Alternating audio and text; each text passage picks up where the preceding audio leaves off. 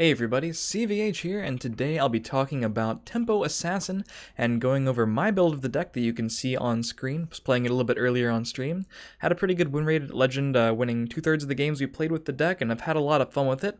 Another reason I wanted to talk about this deck in general is that people are sort of feeling Assassin is a little bit underwhelming since the fall of the Dark Brotherhood. I've already featured a bit of Assassin on the channel, but in particular, the more aggressive versions of Assassin are things people aren't really playing right about now, and I kind of wanted to show that those decks are still very possible to build and have success with. So this Tempo Assassin deck is sort of the result of my experimentations with that. You may have seen similar builds on the ladder before. I've seen a lot of other players playing sort of similar lists, but I wanted to put mine out there. But you've definitely probably run into versions of this, and I wanted to go over and show you guys my card choices, how the deck functions, etc. if you guys are interested in playing a deck like this. So for starters, before I go any further, if you're here just for the screenshot of the list, the bottom card in the deck is a TES card. So that's the 50th card you might not have been seeing before. If you've had a chance to count all of the other ones up till now, kudos to you, but that is the entire list plus a TES card. So why are we calling this a tempo deck? Well, the best way I can call it a tempo deck, is it not quite as aggro-y as an aggro deck, and definitely not a control deck, since we have a lower curve and we're aiming to attack. I'd rather quote the aggro control section on this Wikipedia article about magic deck types, because it sums it up better than I could. These decks attempt to deploy quick threats while protecting them with light permission and disruption long enough to win, frequently called tempo strategies built with a sense of timing. Tempo players look to control the game early and take advantage of a strong board state, where purely control decks look to outclass players with quality in the later stages of the game. Tempo looks to keep opponents off balance from the very start. So we are an aggressive deck with some elements of a defensive deck, ways to take control of the board early. We're really trying to use our Magicka efficiently, and in that way, it is a pretty straightforward strategy. So if you're new to the game, I wouldn't feel overwhelmed by this deck or anything. Playing on curve, it's hard to go wrong, especially with this deck. So without further ado, let's get into some specific card choices. Now, I can't really talk about the first choice, Curse, without talking about the Goblin Skulk Curse package, which is, we've seen it in a few decks, such as the Archer deck, if you guys have been following the channel or the stream, or have just seen other decks on the internet. Goblin Skulk, an early drop that enables you to help your draws get better throughout the course of the game by removing these curses from your deck, essentially making your deck smaller. Curse being a very efficient removal option, handling cards like Breton Conjurer and enabling for some combos with Leaf Lurker, since it will be counting the creature as wounded after that point. And we do get to search for the curses really quickly against aggro decks, dealing with Greystone Ravager and cards like that. So that's sort of the package there. 3 Firebolts, another efficient removal. So we play it, ungolem the listener. People have questioned this because, we are trying to end the game relatively quickly, but ungolem's Brotherhood Assassins offer such an absurd advantage if they're drawn, and we do have a little bit of cycle in this deck in case the game goes like that I'll be talking about. This is just one more assurance that we can handle ourselves somewhat if the game goes past turns 5 through 6, which they likely will a lot of the time. And then we have some normal 2-drops, 3 Daring Cutpurse and 3 Fighters Guild Recruits, just because they're incredibly solid agility creatures, so 3 of each of those. Then we have 3 Shrieking Harpies, good offensive tool, good defensive tool. We can either shackle something down while we're racing in one lane, prevent something from trading into our guys, or as a prophecy card, deny opponents lethal and really set ourselves up for a more favorable board state. And 3 Wardcrafters, a very resilient card to place on the board by itself. So we have the Cutpurses, the Skulks, and the Wardcrafters as our go-to on-curve plays, and a lot of value late in the game if we're trading over something, and of course if we just want to protect another higher value card from a card like Lightning Bolt. The Wardcrafters basically retain their value better than any of the other 2-drops in the deck, I would say, with the rare exception of like a Fighters Guild Recruit off of a very timely prophecy. So then we move on to the 3-drops, and we start with some of the new cards in the deck. But besides that, the Goblin Skulks, like I already mentioned with the curses rather, the Goblin Skulks also work very well with the Elusive Schemers, because the Elusive Schemers are going to be shuffling the 0-cost versions of themselves into the deck, and obviously that would be as inconsistent as the Ungolem shuffling the Brotherhood Assassins in, even more so since you're only getting 1 additional Schemer. But if we've already used curses, or even if we haven't, there's at least a chance of pulling the 0-cost Schemer. If you've already used the curses early, chances are you might be feeling like your Skulks might be dead later in the game, but if any Schemer has hit the board and then died, you have almost guaranteed shot of getting the 0-cost Schemers, and that doesn't sound like something that will happen a lot, but against a slower deck that'll push the game to the later turns, it happens a surprising amount and really forces them to deal with Skulk when it might be sort of out of the way to in the later stages of the game. They might have to use a higher removal on it or just let you get the Schemer, so that's nice there. Moving on to the 3-drops. We start with some of the new cards. 1 copy of Astrid, obviously, as a unique legendary, and 3 copies of Brotherhood Slayer. So, since we're trying to use our Magicka efficiently, that sometimes means we can use these completed contracts to cheat out a 5-drop a turn earlier.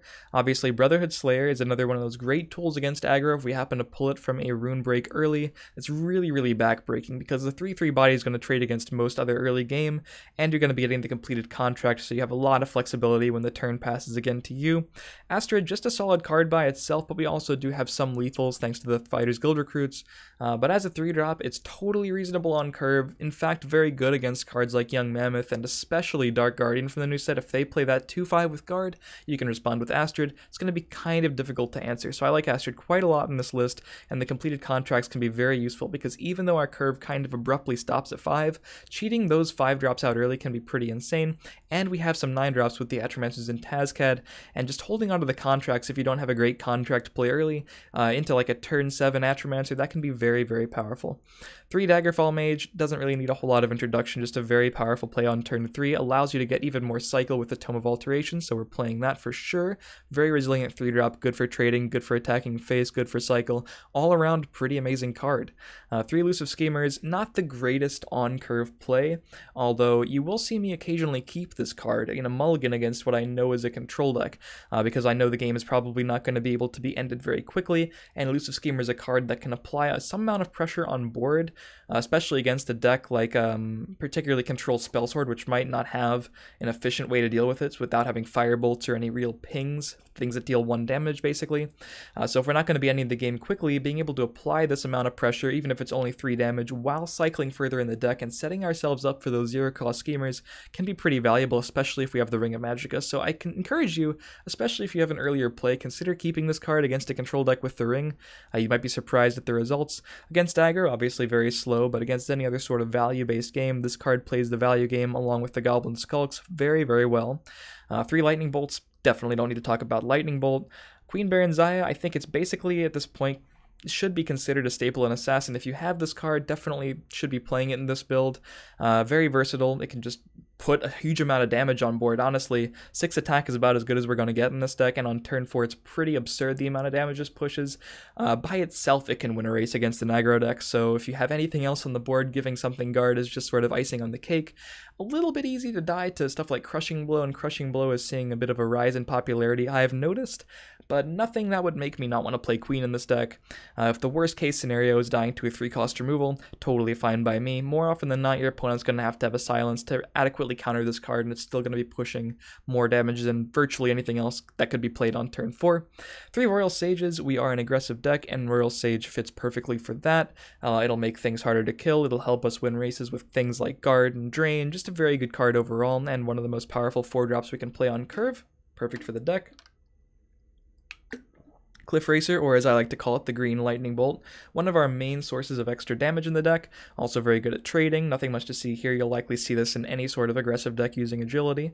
And then we move on to some more of the questionable 5-drops. Leaf Lurker isn't really a questionable card in general, but in more aggressive decks you don't frequently see it, but since we're playing the Skulk Curse package, that gains Leaf Lurker a lot of consistency.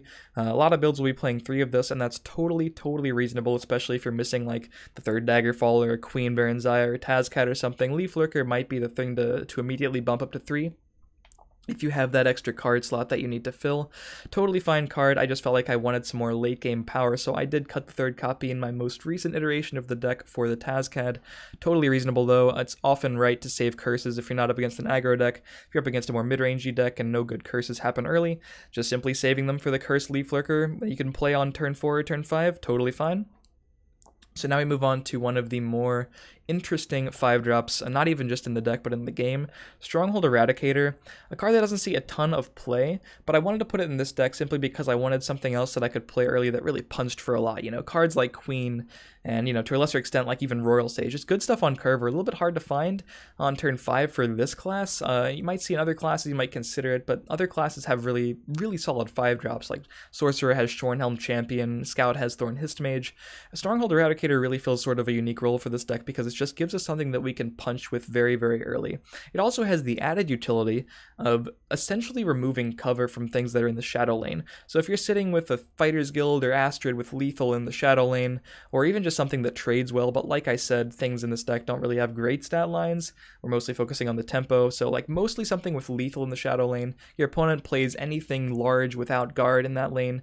If you so choose, you can play the Eradicator, give the card that they played cover, give the card they played guard, removing the cover, and then be able to attack into it. So that can enable you to trade better, because this deck occasionally will be wanting to trade, especially if you're, been getting beaten down and your opponent plays something huge in the shadow lane that they're just trying to stick for a turn and hit you with. If you don't have any shackler removal, that could be a totally reasonable Eradicator turn. Just give it guard, trade into it, call it a day. Very rarely will the downside of this card be relevant. By just giving things guard that you don't want guard. You can usually play around that just by sticking it in the other lane at that point. But yeah, I like this card quite a bit, so I encourage you to try it out if you're looking for a beefy 5-drop. I do think it fills a unique role for this deck. And then the late game. We aren't really surprised to see 3 copies of Supreme Atromancer. One of the reasons I definitely wanted to play this is, we're probably not going to be ending the game super early against a control deck which has answers to our early threats. Control warrior like that, control mage, control monk, especially the ones without blue so they don't have Ice Storm are going to be really hurting if you play Atromancer, especially if you can combo with a second Atromancer or anything else cheap, and this deck has, no short supply of cheap creatures on the rest of the curve. So Atromancer, if it sticks, can deal a ton of damage usually, unless you're just straight up out of cards. Definitely one of the primary win conditions if the game goes late. Not all every games will, but against a control deck, this is really the card that's going to be sealing most of the games. And then the 1 copy of Tazked, just be kind of a 4th Atromancer in that respect. Just something that's hard to kill, pushes damage, good at trading if you really need it to, but turn 9 rolls around, this deck's going to be wanting to find the ways to close the game, and Tazked gives us another way to do so. Like I mentioned, you could play other things over it if you don't feel like you need that much late game. If the metagame speeds up a bit, I could definitely see cutting the Tazked again. I was playing a lot of control decks, so I figured, hey, Tazked's great against control, so another 9-drop won't really hurt me, but if you wanted to speed up the deck a bit, you could play another Leaf Lurker, play another Eradicator, play something else in the early game. You could play Thieves Guild Recruit if you really wanted to. You could play a 1-drop if you really wanted to. Not a whole lot of great 1-drops, but I did have success with Blood Sorceress in the Value Assassin that you guys saw. You could just put it out there if you needed more early game against aggro. It could, in a pinch function as something that can trade. In the late game, it can deal some damage potentially. But I had success with this build, so I encourage you to use this or, something close to it as a starting point. Hopefully you guys have enjoyed.